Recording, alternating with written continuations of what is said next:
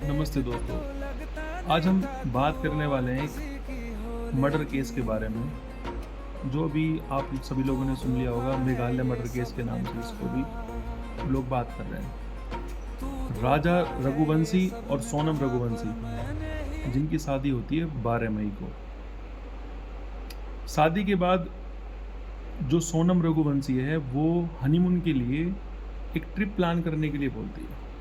तो जो राजा है वो एग्री कर लेता है, चलते हैं भी कहीं। पर अपनी प्लानिंग के अकॉर्डिंग जो सोनम है वो मेघालय के लिए प्लान करती है ट्रिप को, कि जो हम हनीमून ट्रिप अपना प्लान करेंगे वो मेघालय की तरफ ही करेंगे। राजा मना करता है कि वहाँ नहीं चलते हैं, पर ज़बरदस्ती करके और उसको फोर्स करके सोनम उनको मना लेती है राजा को, और फिर वो मेघालय की तरफ चले जाते हैं, मेघालय चले जाते हैं। अब मेघालय क्यों चूज़ किया गया?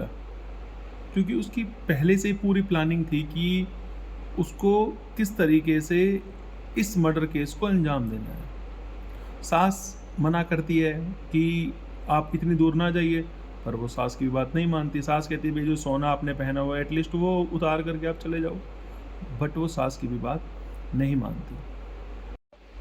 मेघालय पहुंचकर दोनों गायब हो जाते हैं। और क्या होता है, एक वीक बाद मेघालय के जंगलों में राजा की लाश मिलती है, उसकी बॉडी मिलती है, सर कटी हुई बॉडी मिलती है उसको। उसके 4 दिन बाद सोनम को गाजीपुर पुलिस पकड़ लेती है। गाजीपुर पुलिस मेघालय पुलिस से बात करती है तो पता लगता है कि सोनम ने ही राजा को अपने दोस्तों के साथ मिलकर, अपने प्रेमी के साथ मिलकर उसकी हत्या की है।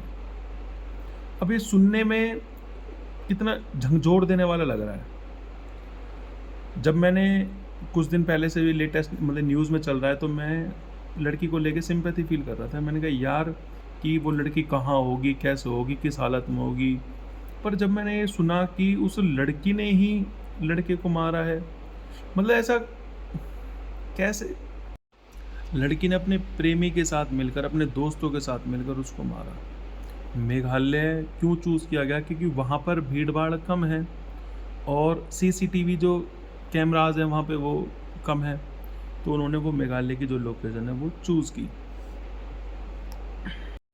सोनम ने अपने बॉयफ्रेंड के साथ मिल करके, अपने कुछ दोस्तों के साथ मिल करके राजा की हत्या की। लोकेशन मेघालय को इसलिए चूज़ किया गया कि वहाँ पर भीड़ भाड़ कम है और जो सीसीटीवी कैमराज है वो वहाँ पर कम है, इसलिए सिर्फ इसलिए मेघालय की लोकेशन को चूज़ किया गया। अभी सोनम का जो ये केस है, इस पर कोई ऐसे ये प्रूफ नहीं हुआ कि उसने ऐसा किया है, पर अगर मैं ऐसा मान लूँ कि अगर ऐसा प्रूफ हो भी जाता है तो भी क्या क्या आपने अब मैंने पिछले 6 महीने में 10 ऐसे केस सुन लिए हैं जिसमें किसी ना किसी वजह से जो वाइफ है वो हस्बैंड को इतनी बुरी तरीके से उनकी हत्याएं कर रही हैं। मेरा एक सवाल है कि अगर आपको शादी नहीं करनी, अगर आपको हस्बैंड पसंद नहीं है, उनके फैमिली वाले पसंद नहीं है, कोई भी मैटर है, अरे मत करो ना शादी। अपने घर वालों से लड़ जाओ, शादी मत करो। पर किसी माँ के लाल को, किसी बहन के भाई को ऐसे मार देना तो सही नहीं है ना।